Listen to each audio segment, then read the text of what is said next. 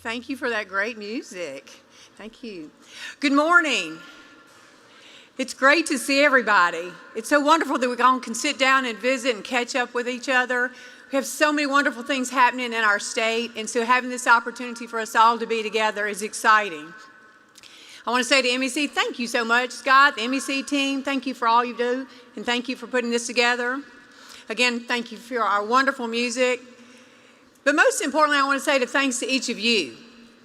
Thank you for giving of yourself, of your time, your commitment, your investment in our communities across the state and in our state as a whole. You're driving the business across the state for us. You are stakeholders in so many different areas, and I am grateful for all the work that you do. We wouldn't be making everything happen if you weren't committed and believed in a better day and a better future for the state of Mississippi. So thank you so much for all that you do. I am so honored to serve as your Attorney General. It's just such a blessing, and I have an incredible team.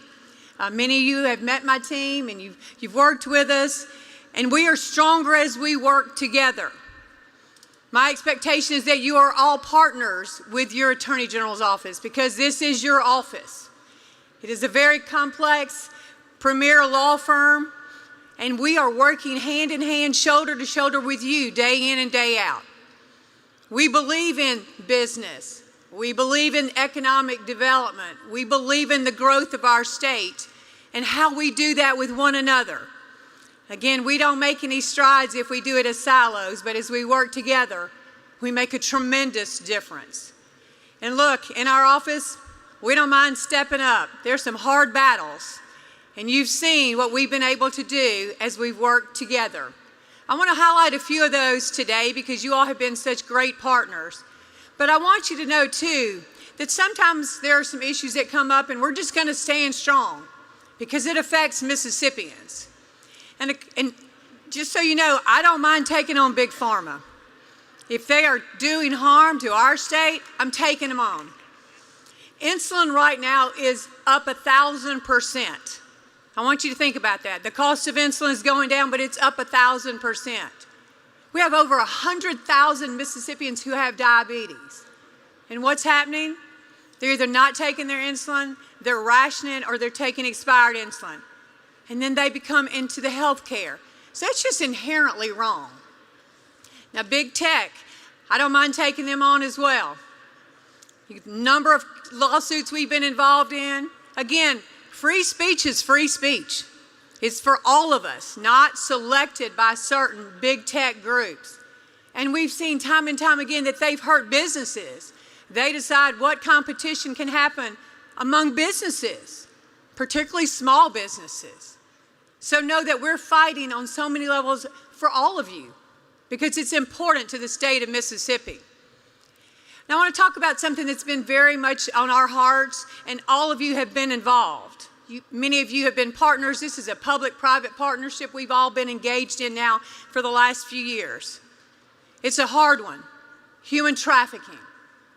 Human trafficking. You all have been great partners. Again, this is a public-private situation. People say, do we have human trafficking in the state of Mississippi? We absolutely do. But our goal is to tell those traffickers, you're not to come to Mississippi. You are not going to take advantage of our most vulnerable. And we're doing that. You all are doing that. It takes every one of us to make a difference. So as we have crafted the Be the Solution initiative, many of you have been involved. Convenience stores, wrapping trucks, beer distributors, line workers. We get better because you give us information. We take those tips from the hotline or the calls that you give us, and we go out and make rescues. Rescues. We have rescued over 140 individuals in the last few months. That is substantial. We do a lot of partnerships and operations with our law enforcement partners. We've done over 30 operations across the state to make those rescues happen. And we put 45, at least, and that may be more now, predators in jail where they belong. Because remember, these individuals didn't ask to be trafficked, right? They didn't ask to have this kind of life. And it's on all of us to help them get back into society without any blame or shame. We've got to help them. We've got to provide resources, counseling, education, and the list goes on to help them. And these individuals, and primarily our rescues, have been young women, which again is horrific to think that what they go through in order to please those different traffickers, to get them through those horrific day in and day out things that they must do for money. So we have to be strong for them. We have to continue to empower them and uplift them. And the legislature has been great. And I just want to thank them for what they've been doing. This year we got $2.5 million to have grants to help find resources, to find housing, our advocates, everyone that are there helping these individuals.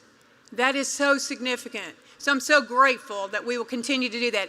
And this year our legislature passed that our victims could go after these traffickers civilly, because these traffickers have money. Remember, they have used these most vulnerable individuals. And so now we've got some recourse for them. We will continue to look for ways, with all of your help, to empower and uplift these individuals. We had an incredible year again in the legislature, and you all helped, and I am so grateful. But this year, equal pay for equal work for women passed. And I am grateful to all of you. Thank you. We no longer are the only state that didn't have equal pay. But what does that signify? It says to everybody in this room, women are important, and they're an important part of the tapestry of our workforce, of our education, of where we move forward in our state, how we keep our young people here. Because I will tell you, the young men and the young women are equally involved on this regard. They were all excited to see that equal pay passed. And you know, equal pay couldn't have come at a better time, because this year was the most significant year in 50 years for the Mississippi Dobbs case. And Mississippi led with the Mississippi Dobbs case this year, and we won. When we prepared our brief and made our argument, we went to the United States Supreme Court and we said, justices, you need to look at our case. It's about empowering women. It's about promoting life, and it's not an either-or situation. It's a rule of law case, and we need you to understand that we are asking you to return it to the people of the state to make those decisions, to return it to you, to each of you to make that decision. It is your role to do just that. And they believed and understood that it should be returned to the people in each respective state, and it has been. And you get to choose how you would like to handle that. We certainly have the laws in the state of Mississippi, and we are upholding those as we move forward. But it's your choice. Now, when they gave us this job, we asked for it. We said we were ready, and I truly believe every Mississippian is ready for our next steps.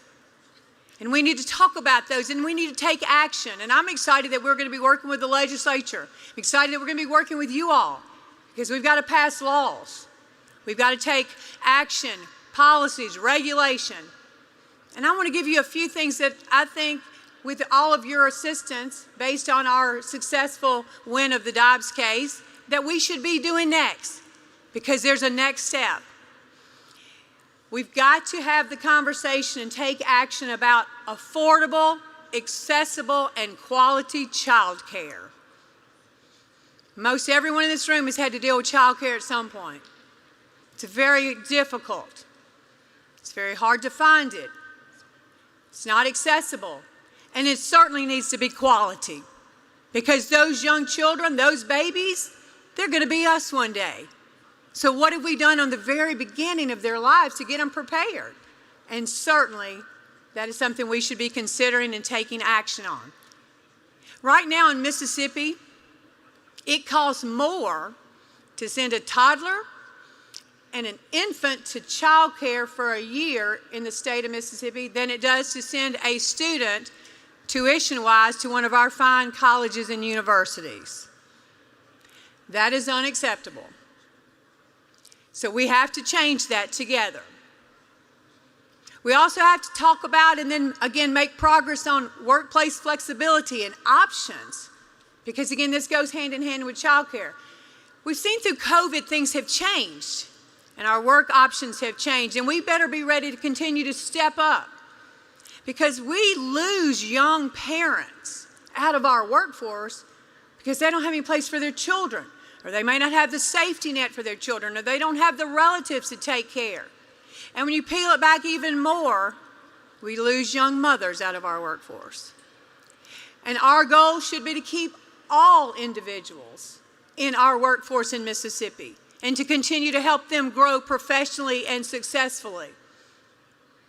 And in our state, we've also got to enforce child support. We've got to enforce child support. For far too long, mothers have borne the brunt of the financial raising of the children. We've got to stop. We've got to empower. We've got to uplift, because those mothers need to be upskilled. They need to have that opportunity to grow professionally. And they should be paid that, because families are struggling. And here's the upside, and it's not always the fathers, by all means, but 90% of the court orders are for fathers to pay. But if fathers are paying, or the parent is paying the custodial parent, there's a real win-win. The win-win is for that child. Because if you're paying, you're invested in that child. And that's what every child deserves, is to have that investment. That makes a healthier child, a healthier environment, and a healthier family. And as we're talking about children, we've got to streamline and we've got to work on the processes for adoption and foster parenting. Every child deserves to be placed in a loving, caring family situation very quickly, where they can thrive. And if we're not doing that, if we're not getting those children in those homes where they can be loved and uplifted, and we're not making that connection, then the system is broken. And it's time for us to address that. There are far too many children in our system today that are not in those homes, that are not being loved and taken care of. So we've got some great opportunities ahead of us, and I will ask each of you to be a part, to step up, to be involved in the legislation, be involved from your business perspective, because again, we get better, we get stronger as we work together, as we drive towards solutions. We know these are challenges, we know that these are opportunities, and you all can make it happen. We do it together. So thank you so much for all you do. Thank you for always giving of yourself, and again, always believing in the best tomorrow for the state of Mississippi. Thank you so much, and may God bless you. Thank you.